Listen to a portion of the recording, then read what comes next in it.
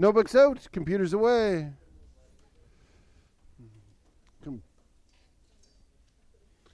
Notebooks out. Work from last day, notebooks out.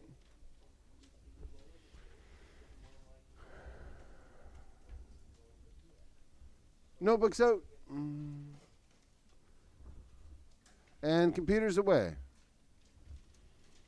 Oh, attendance should come up.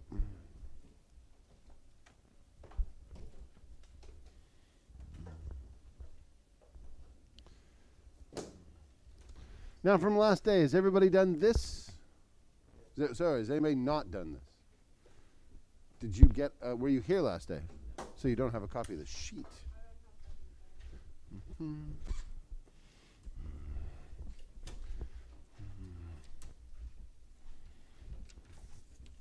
There you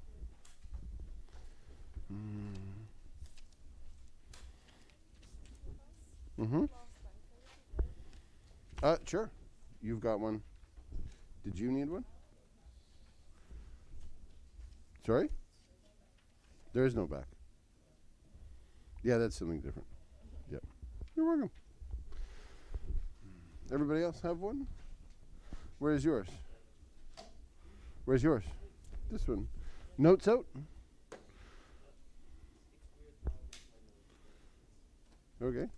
Put your laptop away. And yeah. 5 minutes, or not 5, you probably won't need that long, but it'll give those who have just gotten it a couple minutes to get started. For those who just started, you can start with phosphorus. I have the example up there. We're making the Bohr model and putting the electronic structure below. Those who have done it can check them with your partner nearby and just make sure that you have the correct one. And I am also going to hand out,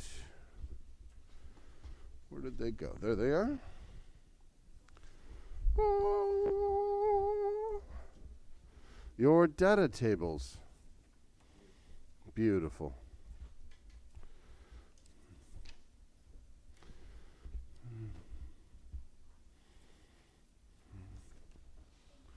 You're welcome.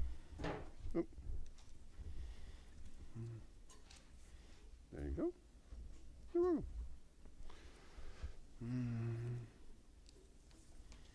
Hello. Oh, no, because your Hebden's one whole book. Whenever you hand in your Hebden, you hand in all of it. Yeah. When you are doing work from your Hebden, use this data table. Do not use the internet. Do not find a random periodic table. The reason for that is when you check the answers in the back of the book, they assume you're using the data table at the back of Hebden. This data table is the same. So that way it's consistency when you check, because for some areas, if the answer is 12.1 and you get 12.01, that's wrong because you made a slight mistake in your calculation, and you need to have it exact. If you use a data table from the internet, you might be using something with more decimals, in which case you will get a different result. Yes, Samantha. Because you didn't have to do those ones. Yeah. You only do up to calcium. And in just a minute after I do attendance, I'm going to just ask people for the electronic structure. And we'll go around the classroom. Ian.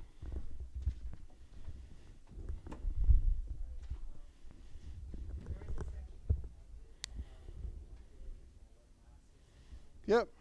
I haven't assigned that.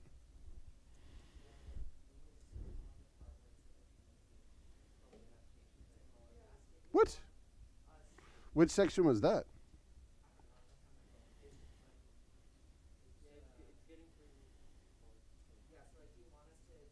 No. Like, I don't even think I assigned that.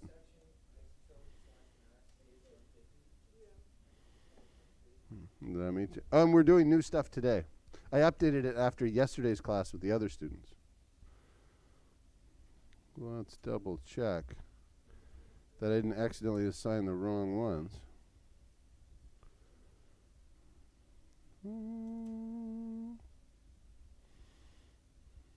Anyway, attendance first.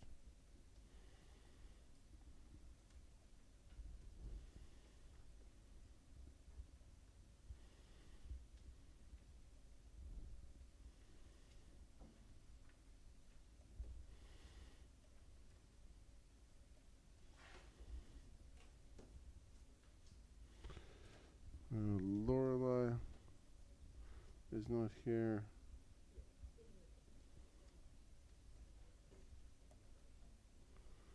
And Ella is here. Sir? Yes. You did not get one last day? Okay. So we should have a total of 17, 1, 2, 3, 4, 5, 6, 7, 8, 9, 10, 11, 12, 13, 14, 15, 16. There's one person missing. Who? Oh, yeah. Lorelei I got. Now let me check this Hebden thing. Isotope mass 150.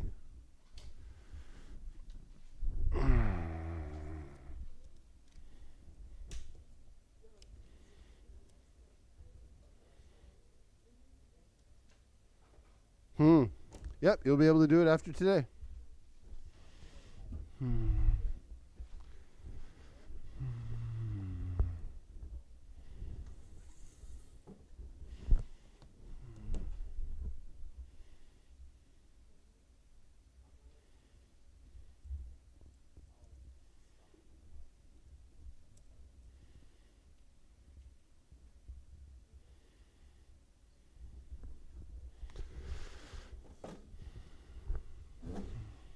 Okay, I'm going to go through. You don't have to give me the whole Bohr model, just give me the electronic structure that you got on the bottom. I will start with Mr. Wolf. What is hydrogen? The electronic structure only.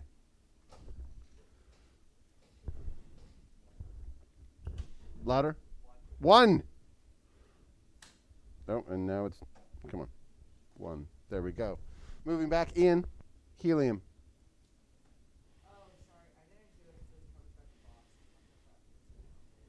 Okay. There you go. Yeah, I need to push that back. Keeping going, Jacob? Next one on the list, so we did 1, we did 2, and now we're on to lithium, which is 3.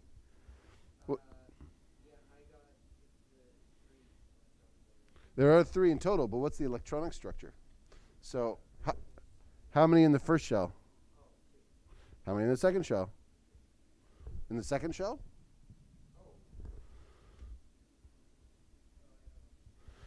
Well, if there's 2 in the first shell, how many do you have left over? Well, you told me at the beginning, how many do you have total? 3 minus 2? Yeah. So the Bohr model should have, and I'll do it for this one then, it's got a 3 at the bottom, so it'd have 3 protons. It's got a 7 on top, so it's 4 neutrons.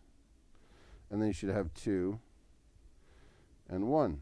And I don't want all of that. All I want is this section here, which is the electronic structure, because that's going to answer the questions down below. Because previously when we did this, we did all the protons and neutrons and everything else. So we're getting the Bohr model here just to practice, but primarily I'm interested in the electronic structure. Coming up again. 2, 2. That black.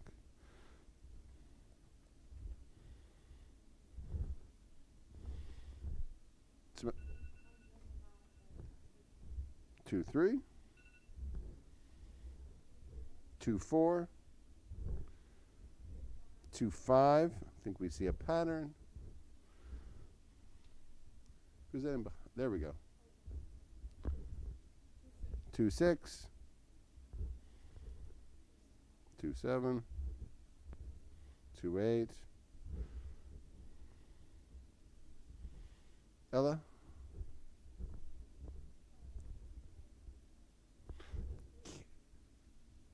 I thought you already said one. Oh, mass. I can't tell who says what. Go. 2, 8. 1. Which one of you said that? Okay, I want you both to do the next one then. That I know it's covered. 2, 8, 2. Excellent. That would be there. Yep. 2, 8, 3. 2, 8, 4. 285. We already did that one. Next one. 286. 287. 288. That should be an 8. And then we have 2, 8, 8, 1, 2, 8, 8, 2. And this helps us answer then the questions down below. Predict the electron loss or gain.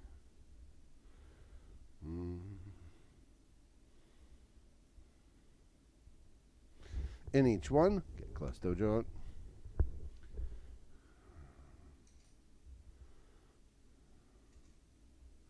We are block E.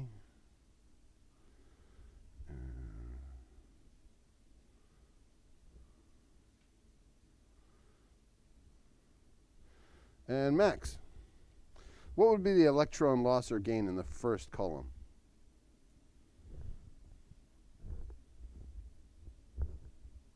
Lose 1 or gain 7, which is more likely? Lose 1. So we lose 1 electron. And then what charge would that be?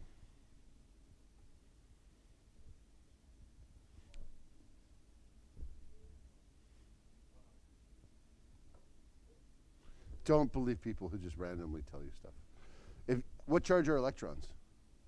Negative. And if you lose a negative charge, what do you become? Positive, +1. And that's a really common... Oh, why is it doing that? That's a really common thing to get confused about, because conceptually, when we gain or lose things, our brains tend to interpret them in positive ways. But with electrons, when you gain or lose them, the charges do the opposite of what your brain expects, which is that when you lose an electron, you actually become positive. So you're losing something and you're becoming more positive. But if you gain electrons, you become more negative. And so you have to train your brain to go, in this particular case, we are gaining and losing negative things. So we lose 1 electron and it becomes +1. So, oh, that's loud. Jacob, this one. What are the electrons going to do?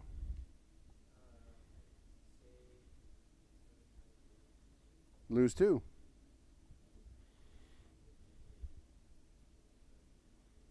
Yeah. Come on. Lose 2 electrons, and it will become +2. Go for this one.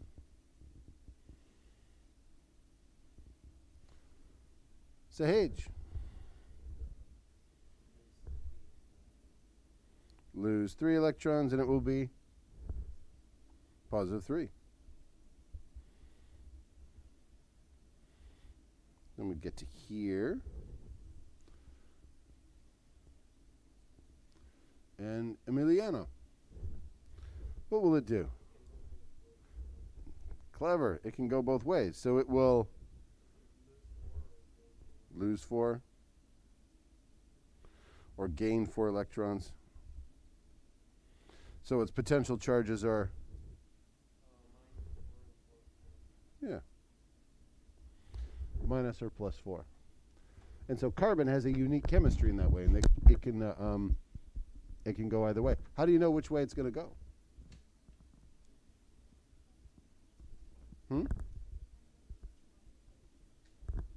It depends on which one. That's exactly correct. So since carbon can do either one, it just depends on its partner. Carbon has twice the chance of a date on a Saturday night because its partner can be either way. Carbon can be with, say, nitrogen, which we'll do now.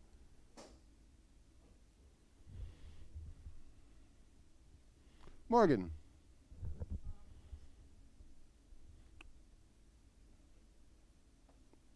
Oh, you're not saying the charge. You're saying the electron. Gain 3. Yeah, my brain took a second to process it.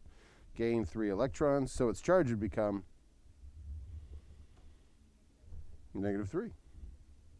So nitrogen, which is -3, carbon would then correspond to be +4, and we get the C4 carbon nitride.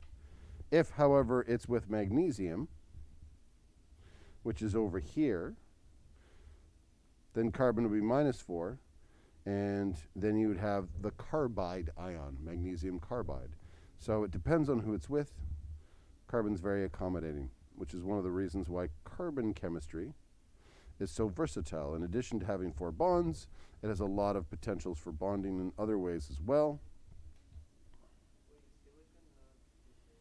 Silicon is, but it is a larger shell because it's got that extra 8 in there. And so its bonds aren't quite as strong, so it doesn't form as long as chains. Yeah, so the carbon chemistry. However, it does form interesting chains. And because silicon is a metal, well, it's a semi-metal, so that's why we use electronic circuits. And it can do a lot of interesting things, which means it being particularly useful for making computers out of. So if you want hardware, you go silicon. If you want wetware, it turns out carbon. Oxygen, then we'll finish these up. Amelie?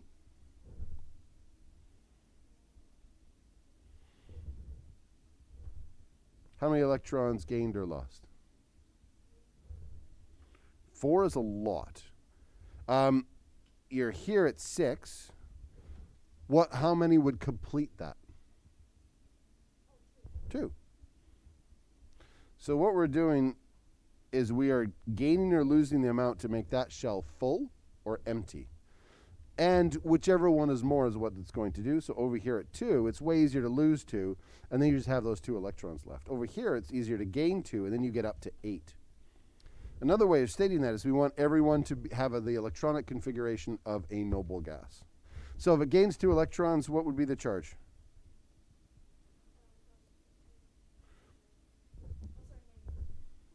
Excellent. And Yager. Gain 1. It'll be -1. And the last one, Riley.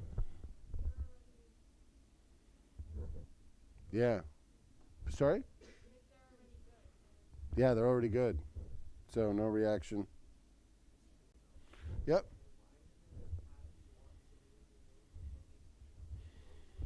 Oh, yeah, because that's more stable. I'm glad you just said that's good. Yeah, yeah. Because I gave you an answer that, if you think about it, is not an answer at all. Because the next step is, why is that more stable?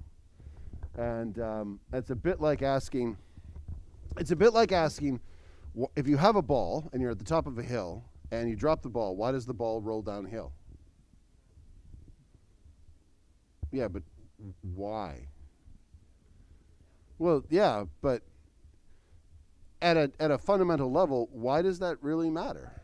Like, it could go up, it could go down, but it goes all the way down to the lowest energy level. That's what the ball is doing. That's what, because gravity is just forcing things to move due to energy levels. So it's going from high potential energy to a low potential energy. And that's the exact same thing for the electrons. When they're full, they have the lowest potential energy. So the forces that are involved there are at their lowest potential, so it's like a ball rolling down here. But if you say, like, why gravity, we don't really have a great answer for that. If you keep asking why very quickly in science, you get to that's what it is. Yeah. I did see a TikTok the other day by a very angry comedian talking about how things don't make sense. And one of them was the universe is endless and the endlessness is expanding, and that doesn't make any sense, which was true. But he did another one that was chemistry related. He says, if you take your hand and you try and put it through the desk, it doesn't go through. And when you ask science why, it doesn't have an answer. And it does have an answer. In fact, you know, why doesn't my hand go through the desk? Why? What's stopping it? Well, yeah, it's all, but most of the atoms are empty space. So what? So again, they are, but they're more than 99% empty. So just like the helium atom going through gold foil, why doesn't it just go through?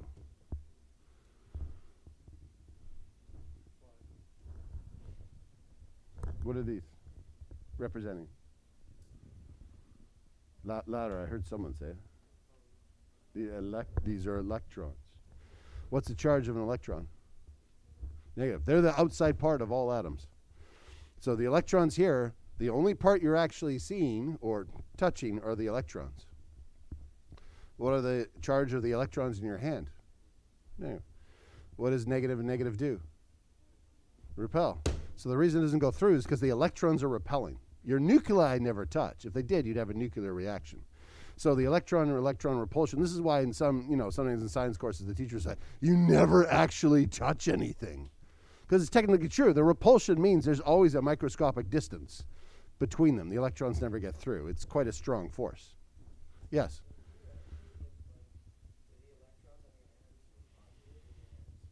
Oh, God. If the electrons in your hand were positive, you now have antimatter.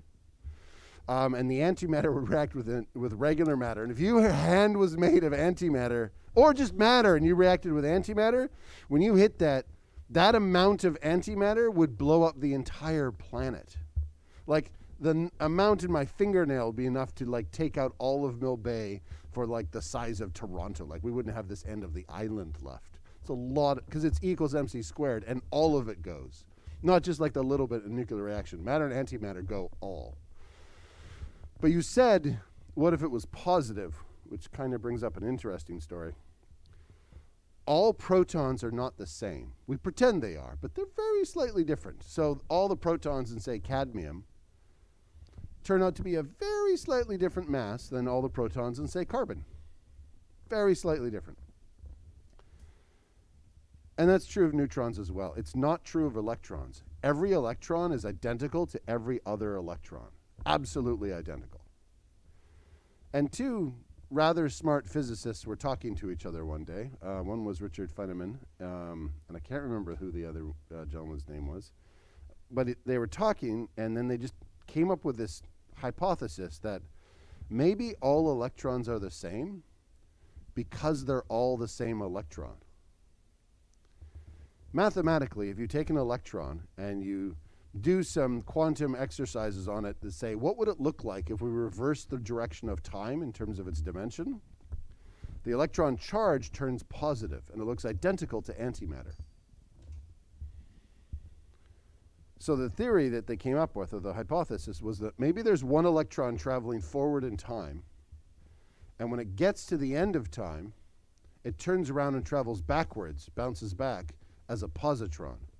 And then when it gets back to the beginning of time, it bounces back and travels forward as a regular electron. And it keeps doing that over and over and over and over again.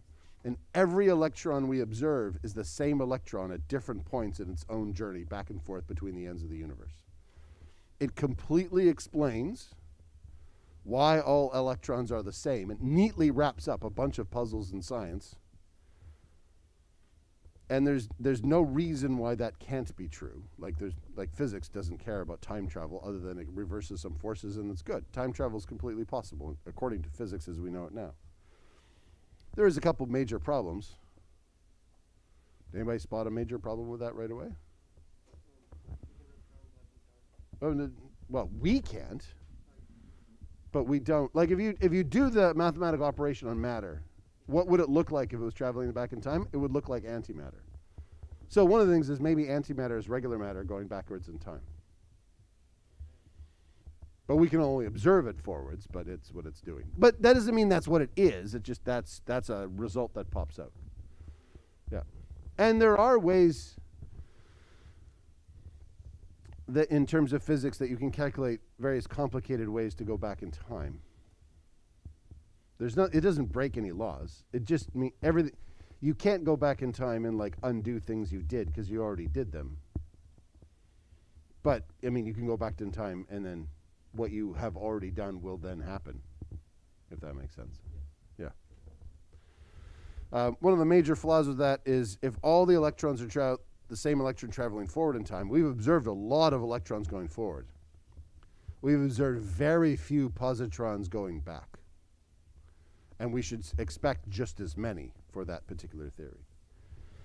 There are a couple of people who have proposed some clever solutions to that problem, but there's no test that we can do to determine if it's true. So it could be every electron is the same electron, but we can't tell. I always thought that was rather weird to think about. Okay, we predicted the electron loss or gain. We got the resulting charge. Columns, a couple of definitions from last year. We call columns families or groups. Yep. Oh, because quantum. Yeah. Well, since we're doing this, let's pick a transition metal like gallium. And gallium likes to have a +1 or a +3 charge. It likes that. So if I was to do its electronic structure, it would be 2, 8, 8, 2, 8, 8, and then 10, 13. Right? Okay. If you check on your own periodic table. Except, as I'm going to tell you later, this is a bit of a lie. It's actually 2, a 2, 6, a 2, 6, and a 2, 10, 1. This is indeed the first energy level of the electron, so that makes sense. This is the second energy level, which adds up to 8, so it makes sense. This is the third energy level. But this is not the fourth. Once this is full,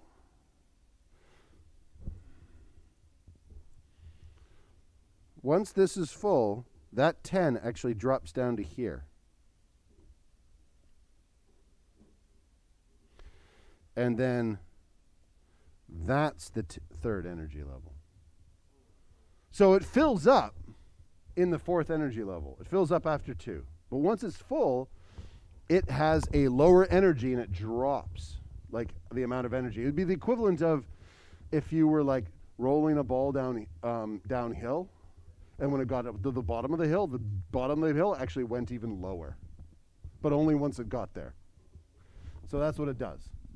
Now that you're there, this is why we say gallium. From last year, I always said, how many electrons does gallium have? How many valence electrons? Nope. Last year, what was the rule when you're counting with the transition metals?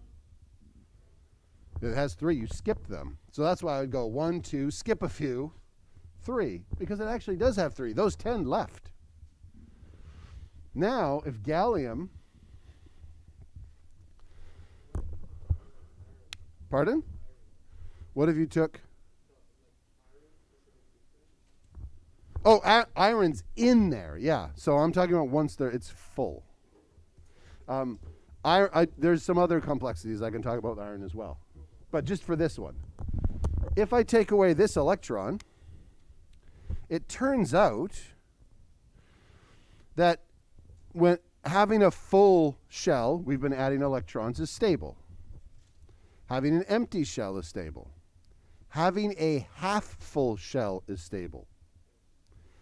Having a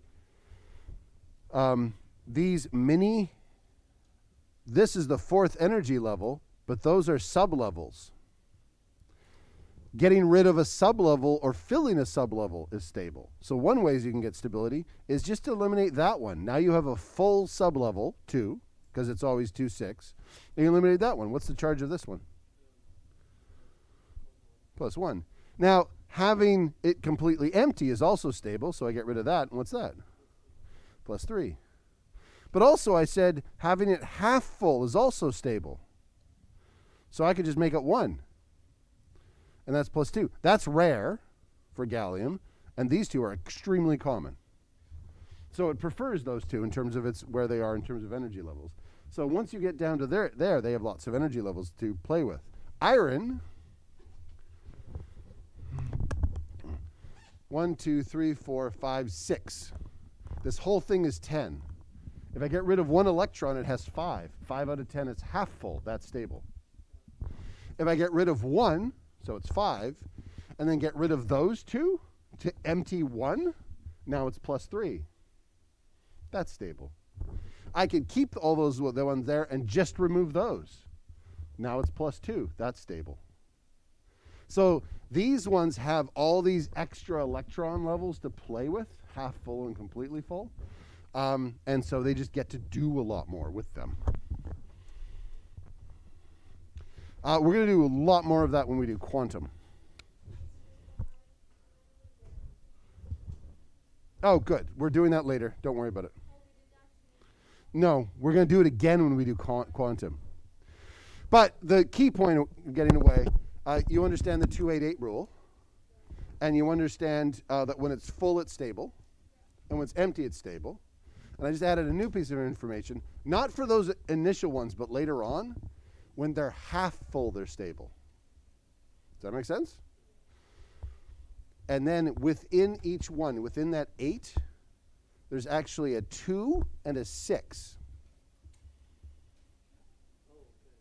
So when they're both gone, it's stable, and when they're both full, it's stable. But when that 6 is half full at 3, that's also stable. Yeah. Can be, depending on the atom, yeah.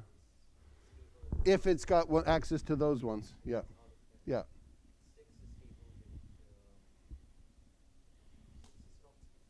If you have all 6, if you can fill it up to 6 in that 2-6, then that can be stable.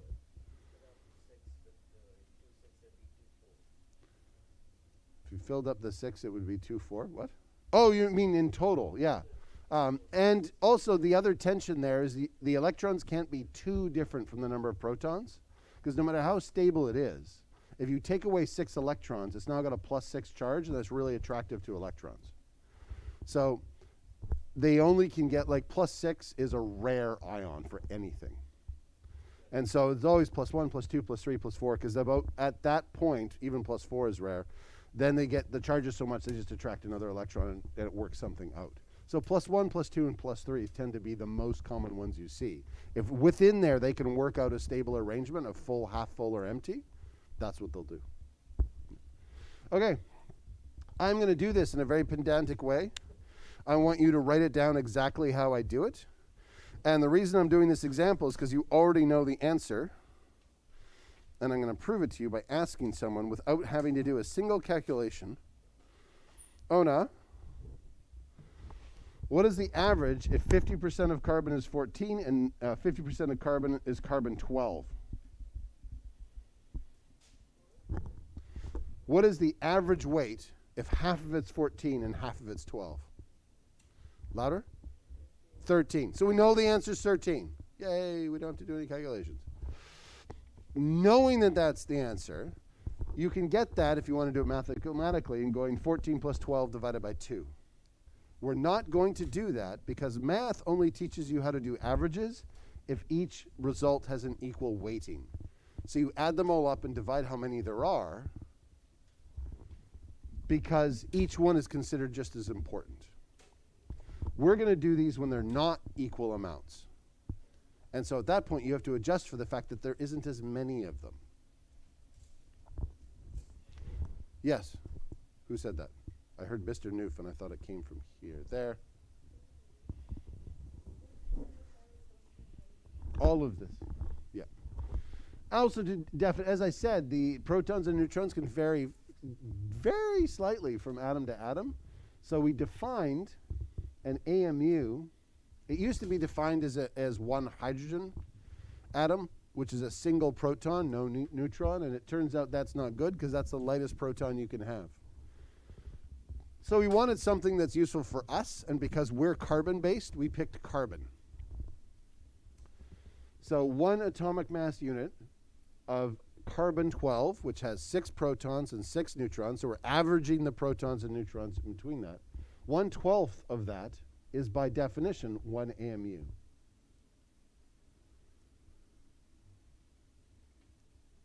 The atomic mass, not the mass number, is then the average of all the mass numbers of all the naturally occurring isotopes of that particular element. There's a little notation on there, to a reminder of what percent is. Percent was invented by accountants who didn't like decimals, Because you just take 0.5, multiply it by 100, and you have 50%. We just pretend everything's out of 100.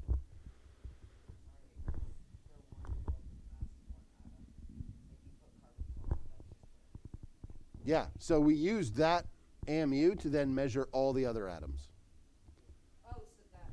So that's the definition of what an AMU is. Yes, sir.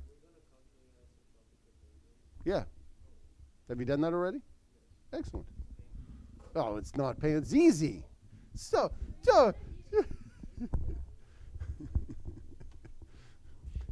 Have you done mole calculations? Actually, AP might be a good option then. He shakes his head. He doesn't want to go to AP. Okay, fair enough. Yeah? Yeah. So that's how we define one atomic mass unit. So if we weigh a proton, we'll weigh it in AMUs. That defines what an AMU is.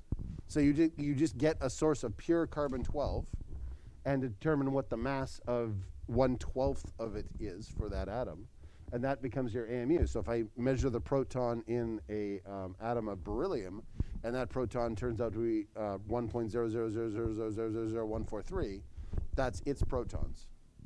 So we need something to compare it to.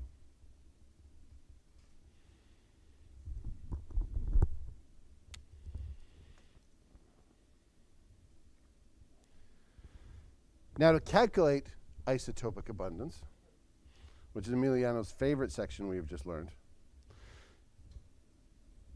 we have 14 carbon. It's easy.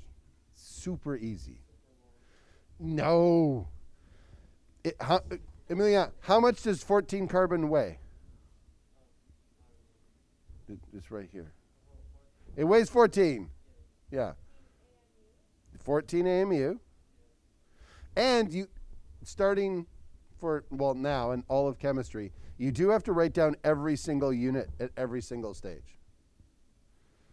Units are very important because they tell us exactly what you're calculating and that they were in the right set.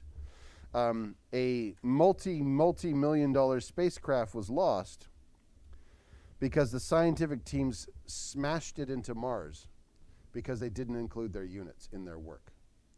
The European Space Union and NASA had a joint venture for a Mars space probe. And they got it all the way to Mars. And the landing team was using foot-pounds for force. And the team in charge of interpreting that for the thrusters thought it was in like kilogram meters. So the units were imperial versus metric, and nobody told anybody. So instead of descending gently into the planet, it accelerated and smashed itself into the surface into like smithereens. Yeah. Always include your units. Even NASA has made that mistake. I would hate to be on the mission team that did that. You get a little patch when you're on like a space mission. That would be a very embarrassing patch afterwards. Yeah, we got it all the way to Mars, and then we just sort of crashed it on purpose. Yeah. Although there's much worse things to spend tax dollars on. I think NASA gets less than 1/10 of 1 cent of every tax dollar, and provides the most return on investment of all the government programs. Because we don't have the equivalent in Canada. I mean, we have the Canadian Space Agency, but we don't generate as much because ours is so much smaller. But NASA, for example, just on a small note, they take a lot of pictures. Because they're government funded in the States, you can use all the pictures without paying for them. They're not copyrighted. They belong to everybody because they were funded by the government, which means every movie, every piece of media that you want to generate to make a business with, you can just use them. That generates a ton of a business. And so like movies like Interstellar or any movie that uses space in any way gets to just use them without paying that. And that allows people to make movies that they otherwise wouldn't be able to make. That's not even getting to the technology side where they've invented things. When NASA invents something, there's no copyright on it. You can just use it for your business. That provides a huge amount. It's estimated over something like 10 years for every dollar they invest in NASA, it's like $4 to $5 they get back, which always makes me wonder why don't they put more money in. But the perception, I think, is that it's wasteful because it's just in space. Anyway, you got me on an aside. Times, now, only 50% of it weighs 14. So we need to put that percent in. A percent is just a fraction. So you can put 0.5 if you can do it in your head. And if you don't, it's 50% over 100%. And we turn it back into a fraction, the units cancel. And what is 14 times 0.5? 7. So half of it weighs 7. The other half of it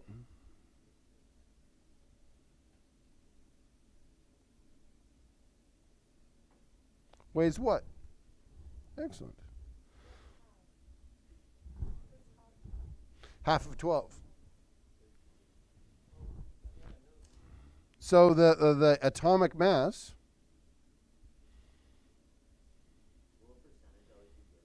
yep.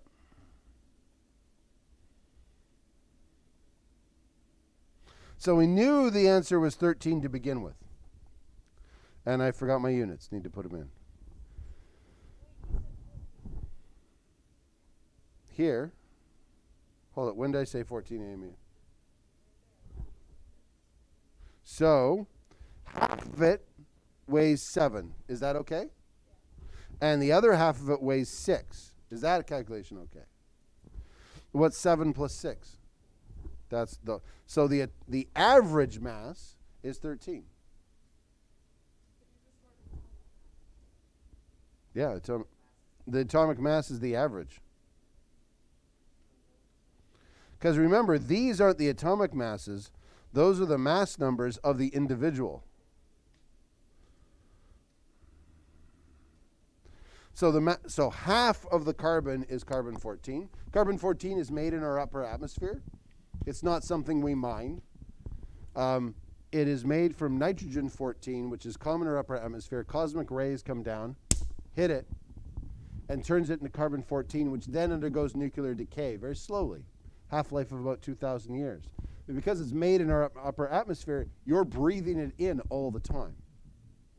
As soon as you die, and plants and you stop breathing it in and metabolizing it, your carbon-14 in your body no longer stays the same because you're not constantly taking it in, and it starts to decay. This is how carbon dating works. This is why we can look at any living thing within a certain time frame and go, oh, that's 60,000 years old.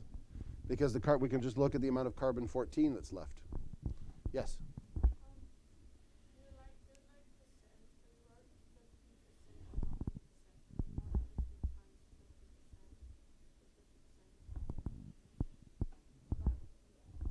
How do you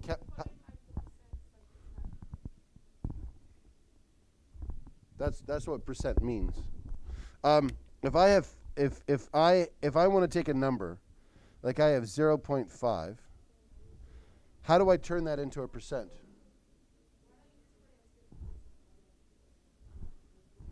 Because if I went 14 times 50, I'd get the wrong answer.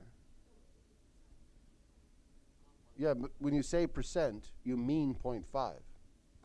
Yeah. So what, Samantha? You asked a question, but then you just keep turning around. When you say 50% and then you just go, but I calculated it as 0.5, you're doing that calculation. You're doing this. Well, what are you saying? Okay. Because 50% means 0.5, but the reason it means 0.5 is, yeah.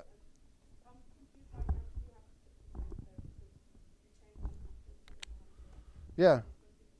Because it's 50%, and the unit of percent is that sign, right? And you have to cancel out those signs. You do. Pedantically, you do. Because otherwise, the units of this would not be AMU. They would be AMU percent, which makes no sense. They have to cancel out. He knows. It's coming. Yeah. The units have to cancel out. If you've been taught they don't matter, that's been incorrect. Oh, yes. No, no, no. Okay, I'm going to put you in AP unless every time you say something you go, oh, goody. Yay. Yeah, you have to cancel all your units. This is the introduction. Later on, units are going to be super important. Yeah. Because units cancel like any other number. If I have xy over x, what do I have? Why? Because x cancels, right? Units carry through as well. When I said units are important, if I go 14 AMU times 50%, and I don't include that 100, I just say 50%, my units are implied to be percent AMUs. And that is a different number. That's not 7, that's 0.07. So I have to get rid of that percent. How do we calculate percent if we have a fraction?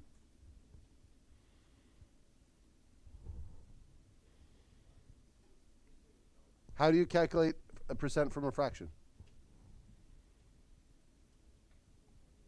You times it by 100. And you include the unit. So to go backwards, you have to divide by the same unit, and you include the percent sign. Yeah. He's getting flashbacks. Okay. Does everybody understand this method, regardless of the particular unit sidetrack? Excellent. Do it again, but with these numbers. And I'm going to come around and take a look at what number you get. So it's no longer 50-50. Now it matters. It's 5% and 95%. Those two. Yep. Yep. It's just a tiny little bit. This is much closer to the true amounts because half of carbon is not radioactive.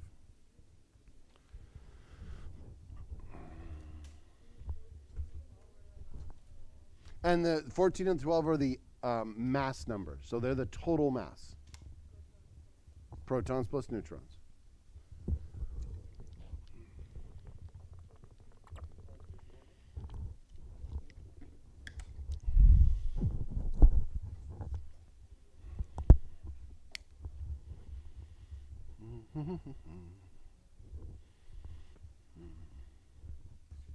Yeah? Mm-hmm.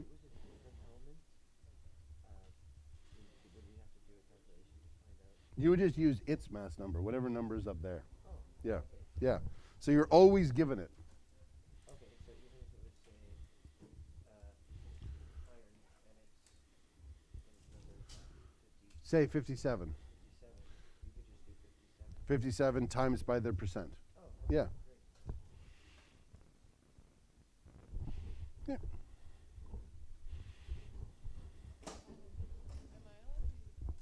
You can use a calculator. Oh, good point.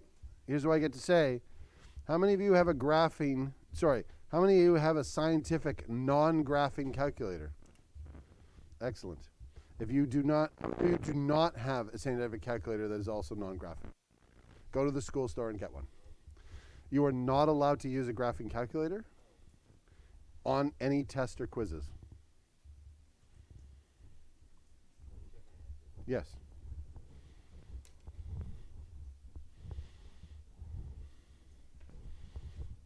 No. Why 1/20th?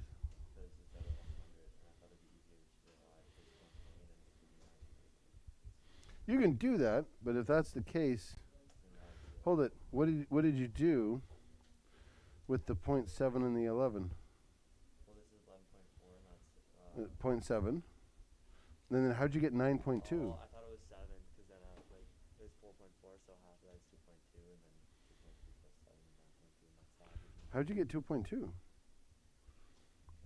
there's 4.4, and then the half that. No, you have 11.4. I don't even see how you got 4.4. Because that's the difference between 11 and 7, but I got it mixed up. That is 0.7. Okay, but why would you take the difference? Is that not the average? No. So say this is 11. Let's go back one. I'll be right there. Just to go here, Yager. We took 14. It was 50%. We got 7. Took 12, it was 50%, we got 6, and then what did we do with that? We added them. Yeah. Yep. Oh, I'm coming around. I want to check everybody's. Yours is good? Yep. So if I put the That's good. percents, is it wrong? Because they confuse me. Because It's technically wrong. 5% is 5 over 100. Yeah. Not 5% over 100.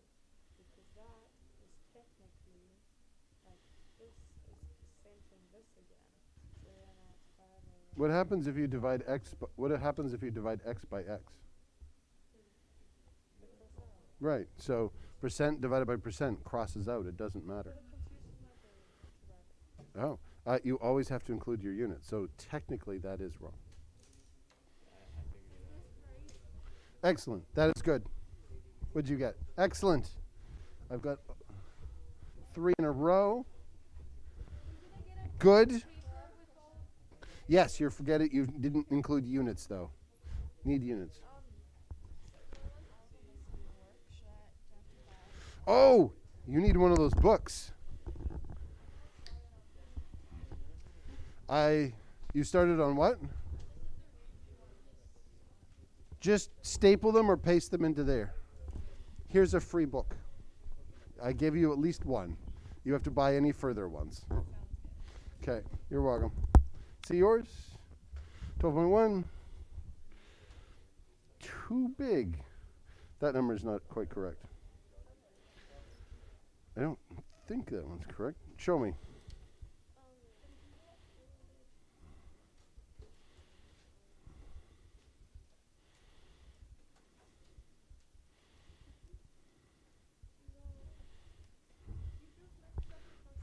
And then, oh, hold it. You put 14 for both. 5% of it is carbon 14. 95% of it is carbon 12. There you go. So you're doing it correctly, but yep. Oh, you're very, yes. I need to see your work.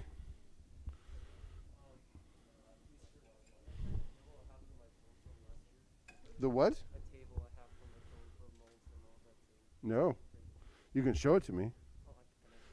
Yeah. What's yours? Excellent. Were you trying to do it all in your head? That's why you had a partial answer there? In this class, if I have a question worth 5 marks, about half a mark is the right answer. 4 marks are for your work, half a mark is for your units, and the other half a mark is for the correct answer.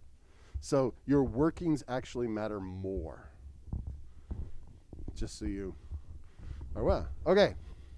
I'm going to go back. I'm going to look for this because I didn't see all of them on this side because they were still on it, but you should have gotten something like 12.1. Now that you have done that, I would like you to do that again. But I'm giving you 3 different ones. And you do it exactly the same way. And these are much, much closer to the actual percentages again. 99.47% of all carbon 12 is carbon 12. Just a tiny little bit is actually this weird one called carbon 13. You can use carbon 13 for things like NMR. Sorry. You may know NMR from some things like MRIs. Oh, yeah, we're going to be doing all of that. Oh, nice. Yeah. Oh. Excellent. No. Oh, goody. There you go. And a slightly bigger, smaller percent is carbon 14. Okay, just the first one. Where's the there? That's good. I already saw yours, actually. Yours is good. I saw yours. I don't think I saw yours. There we go. And did you get 12.1? You did. 12. Oh, okay. As long as you say it is. Was this part now okay? Okay. I'm sorry the percent thing was confusing. Yes? You return it in early. Just put it in my mailbox. Yeah.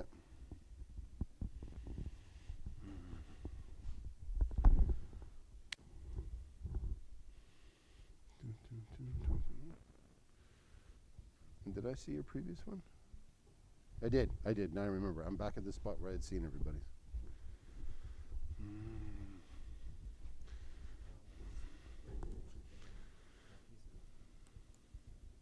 What's that? I don't think it is. Show me on your calculator. Did you use a calculator?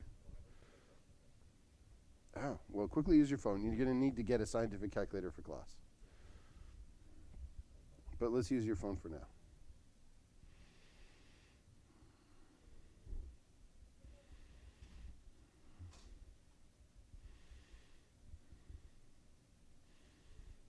Yeah, so you're just out by 0.1.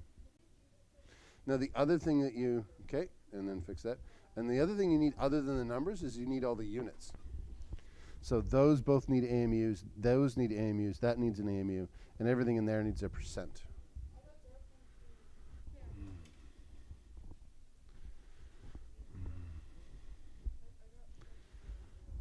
Now, when you're done this one, you can call me over, and then if you are good, you can start working on this section of the Hebden. The Hebden calls it molar masses because they've done a different unit first. Treat it as AMUs. Other than that, it's all fine. There and then here. You are good to go. How many sig figs do you do? Oh, you already know about sig figs? You doing that in physics? Yeah. We'll be doing sig figs later. For now, just include all the decimals. All of them. All of them. They all matter. No, Are You Serious is an Australian actor from the late 80s. There, next. No. That is not correct. So, 99.9947. Point 003. 0.03. Well, that's 0.003. And up there, it's 0.03. I'm just going to check that one, make sure there's enough numbers in there. Oh, you have this in fractions. Get it out of fractions. There you go. At 0.0003. So those are looking good. Then when you add them up, 12, 13, 14. 0.5. Hold it. What about that other one? 0.5 divided by... You need 2 zeros there. Yeah, so you're mistaking your calculation. Hello. Okay, all good? Lorelai, you should work next to someone and get these examples down. You can move your desk around if that would be helpful. That is good. You may start on the Hebden. That is good. Start on the Hebden. Too big. Slightly.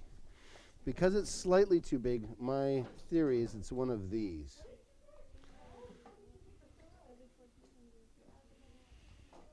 Yeah. These two shouldn't be the same. Because one's 0.03 and one's 0.5. So one of them, so you might need to add another 0. Yeah.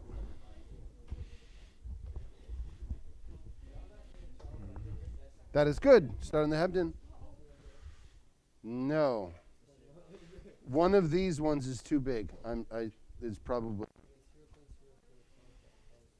Yeah. Those two numbers should not be the same. Hold it. That should have 3 zeros. Yeah. That is good.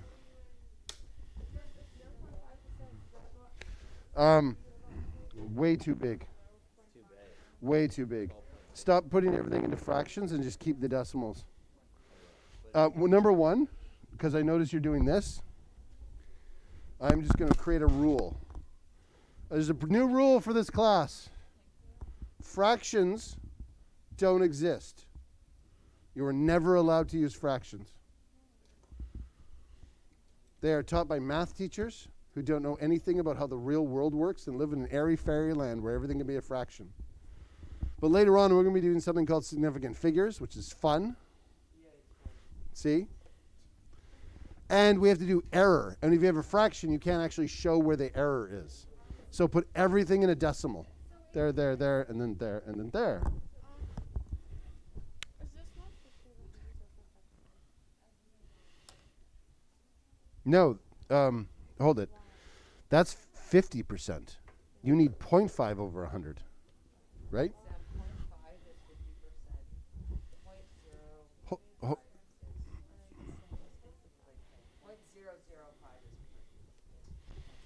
is You added,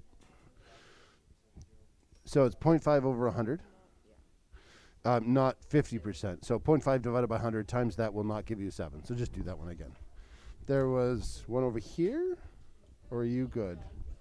Okay, so it's, Is this right? you need to divide out those all by 100. I did. But I'm not seeing you that in your work. I just see you saying 0.5%. Yeah, I'm being, Also, even 0.03 needs to be divided by all of them, yeah, because they're all percents. Coming through this way. That is perfect. Oh, perfect. Oh, all decimals. Keep all decimals. Yeah. Yeah, I think so, but it depends what your next two digits are going to be. It should be 12.0103. If you get that, you're good. You can just start in your Hebden. Slightly off, and now you're including all your units. Great. I think both of these are too. I don't see what the what's. I think that one's too big of a number. Okay, so go 0.03 divided by 100.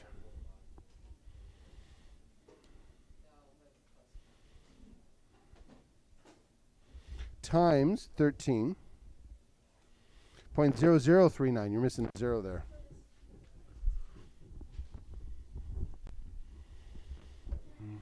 Yes.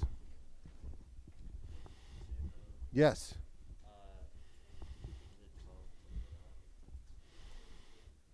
Nope. It's too big.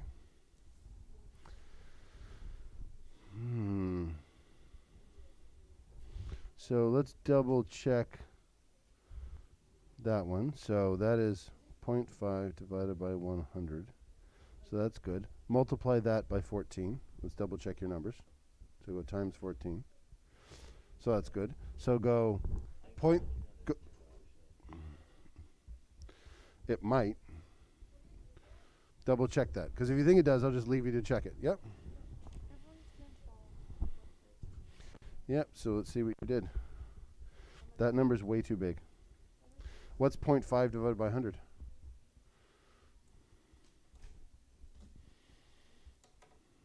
Okay. Let's get it out of fractions. Okay. Times 14. 0.07. So you've got to double check your zeros in there.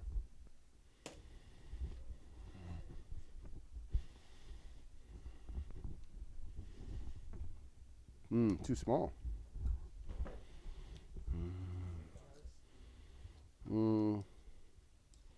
It should start off 12.01. So I don't know where in here you went wrong. Unless, did you cut off any decimals? Like, did you stop writing numbers? Did you confuse that 9 with a 4 or anything? Oh, that. Double check your calculations. Nope. What is 0.03 divided by 100? Because that's 0.5. That is not 3. That is 0.03. It's not 3% up there. It's 0.03%. Yep, that's exactly right. Yes, you did. So write 0.03. Oh, okay. And then the next one is 0.03 over 100.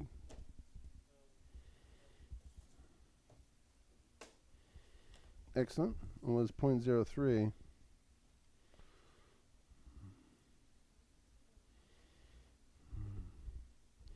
So 0.0039. Right? So there's not enough zeros in front of there.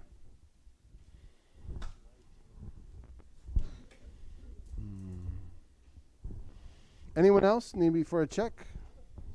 Yeah, Ella. And then back there.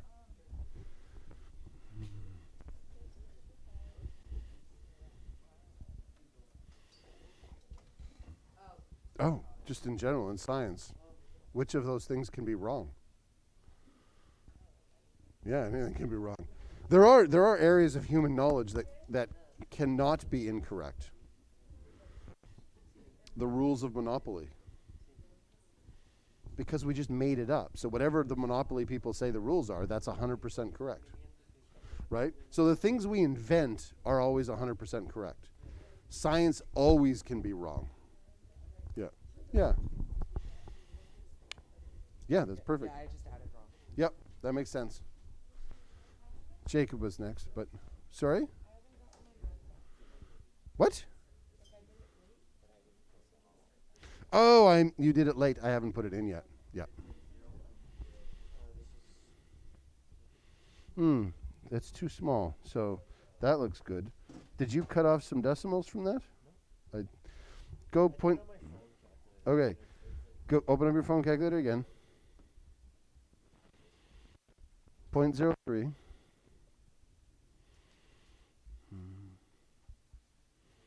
Yep. Divided by 100 equals, and then multiply by 13. 0.0039. You're missing a 9 there. And that actually makes a difference. You're welcome. Yes. You're not failing if you're learning. So that's looking better. And is this your old answer, or that's you added all those up? Okay. Double check your calculations. No, I don't want that. 0.5 divided by 100, and get it out of fraction mode. Okay. Times 14. 0.07. That's good. Okay. 0.03 divided by 100 times 13 out of fraction mode.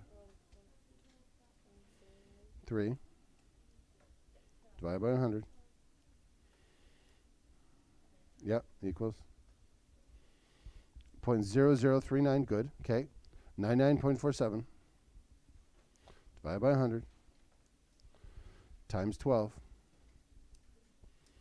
11.9364. Now show me you add those up.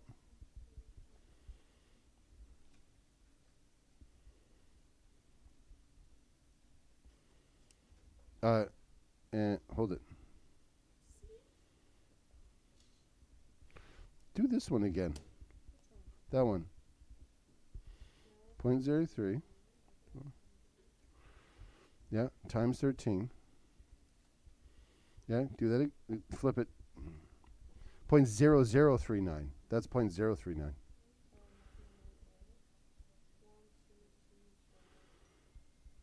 No, put it back to decimal. And if you don't like that, 3.9 times 10 to the minus 3. This is 3.9 times 10 to the minus 2. You need another 0 before the 3. So from calculator to page. You can put your calculator, or most calculators can go, so they stop showing you scientific notation, and they just show you the actual number if you want. I've never used this calculator before. It's a weird fractiony Casio thing. So someone else who has the calculator might be able to do that. Mode setup. No idea. Do you have the manual that came with the calculator? Is it written on the back? Improper fraction, mixed fraction, restoring mode settings. Oh, a cute little thing on the back. Random random instructions. Does logarithms, so it'll work there.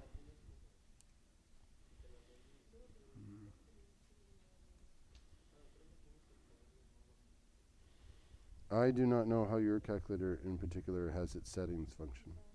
But there should be, if you find someone with the same calculator, who knows? Because Casios will probably all work the same way. Yep.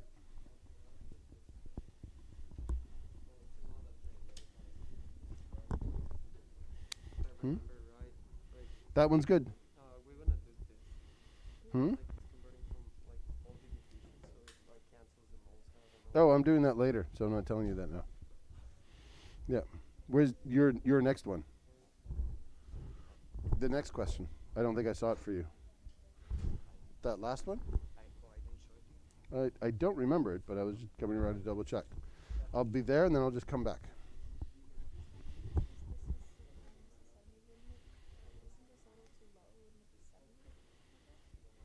Well, that's only 40% of it. Most of it is 69. So, and then it's going to be between 71 and 69. Yeah, and you can check the answers in the back of your book. Yeah.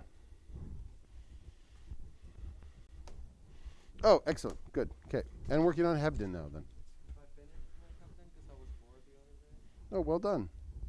Yeah, I'm just going to put you straight in AP. I'm fine. No. Straight into AP. No. Are you in Roger's house? I am. Oh. Yeah, more. So that's really convenient. Yeah, more fun. More fun. Yeah, no. Every day is a snow day. Yeah, no, I'm fine with it.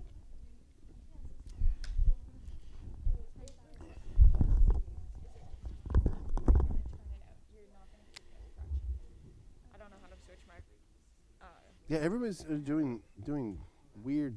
I don't know how to Fractioning switch thing. it out of fractions, so I had to figure it out after. Yours is also a Casio. Sam, how do you take it out of fraction mode? What button do you press? I have this one. There's an SD button. This one. Ah, You click SD. it's SD. There you go. So that button. A couple of warnings. I think I'm going to have a new assignment for next day pop up on the Google Classroom, so you know what it means. The assignment will be calculator check. That you have a calculator, you know how to use, it's scientific and non-graphing. And I'll probably keep doing that until I know everybody has one. One of the things that's important to do is when you do your homework with the same calculator you're going to do your tests and exams on.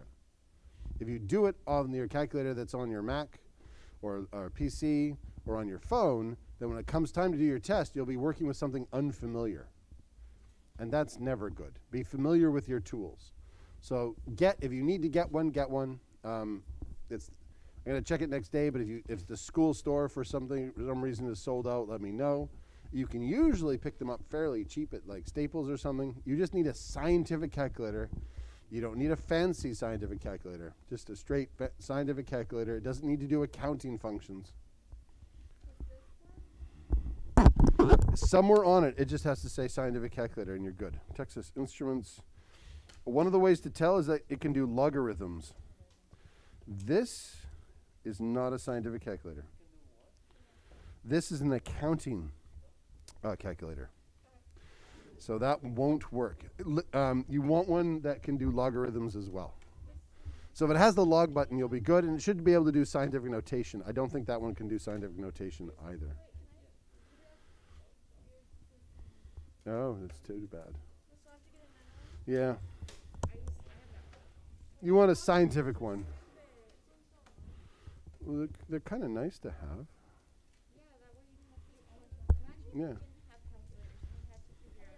We had a boy come from Russia, and he wasn't allowed to use a calculator at all in high school. Anything. Yeah, he did everything, long division, everything. To be honest, he was really good at looking at a thing and go, I think it's about this. His skills at estimating were fantastic. He had to be shown how to use a calculator because he couldn't do any of the graphing functions. But once he picked up that, it's a very useful skill. Yeah. I'm confused.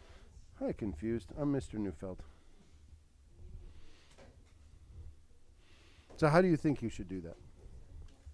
Well, B 18.8 over 100 times 10. Yeah. And then 81.2 over 100 times 11. Then add them together. Yeah. Also, I missed the class on Saturday. What was wrong with my notes? How do I do better? Like, how Oh. do I get higher? Did you look at the learning skills? Yeah. And what did it say? I don't. You gave me like I don't know. Here. Who was away last day and didn't get their Hebden feedback? I will do it here. 1 second. Yeah. Where's? Yeah. No.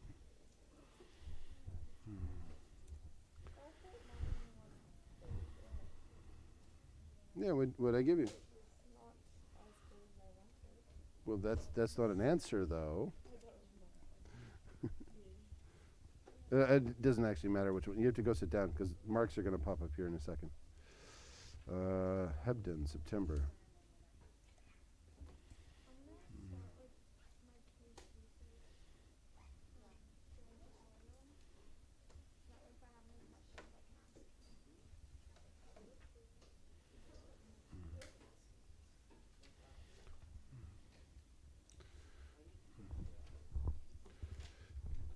Who was not here last day when I handed back the Hebdens? Okay, so this will be useful. How I'm marking them, and this is not just to do with the new system or anything. This is actually how I used to mark them too. I just use different language. So if you do the Hebdens, and you do all the questions, and that's all you do, that's the minimum. So that's a developing. So you've done every question you're supposed to. You could have copied them out of the back of the book. I can't tell. If you're marking them, you get into the proficiency stages. You are marking your own work. The answers are in the back of the book. I'm not marking them. Well, oh, congratulations. You played yourself. Because to get extending, you actually have to get things wrong. Extending, not only are you marking it, you've got notes as to what you did wrong, and it's becoming a study guide. So if you get everything right, and you always have check marks, you really can't do anything above proficient. So it actually pays off to not know stuff. Yeah. Well, because nobody who's taking Chemistry 11 knows all the things by definition. I'm expecting you to get things wrong. If you're using it as a study guide and writing things down, that's how you get into extending. No one else doesn't take chemistry 11. Yeah. So a 4 to 5 is, it's not just extra. Did you mark and have notes and stuff in there? Show it to me. Because it would be easier for me to say, because 4 to 5 would be proficient, work present, often marked with some corrections.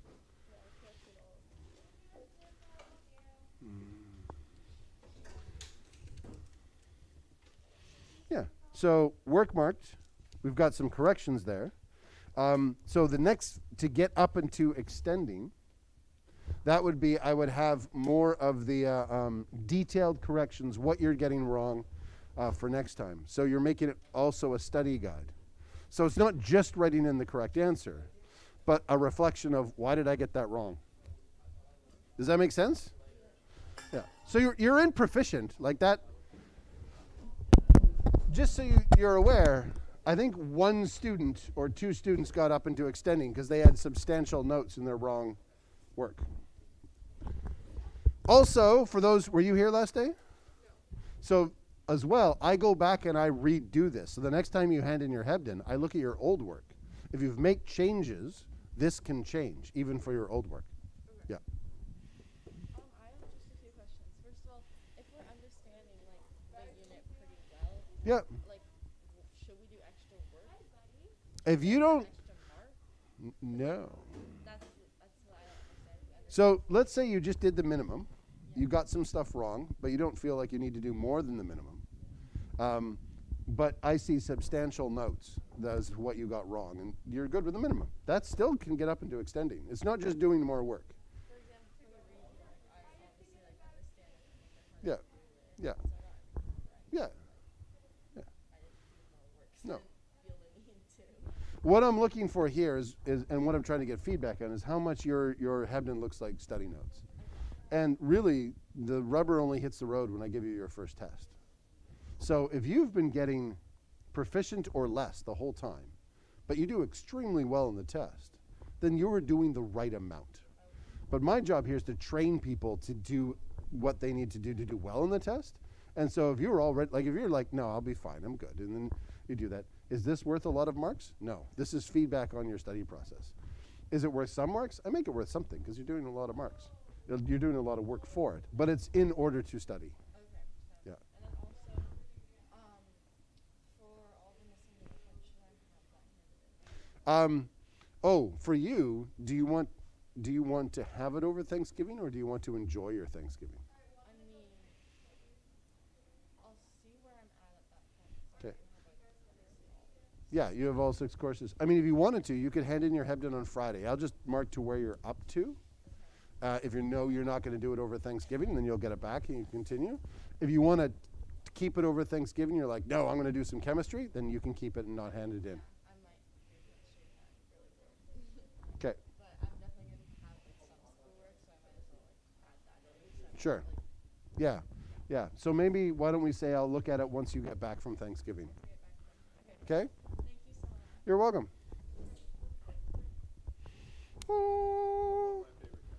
Oh, excellent. I love being your favorite chemistry teacher. It's like when I call Kirk my favorite son. He's my only son, so it works.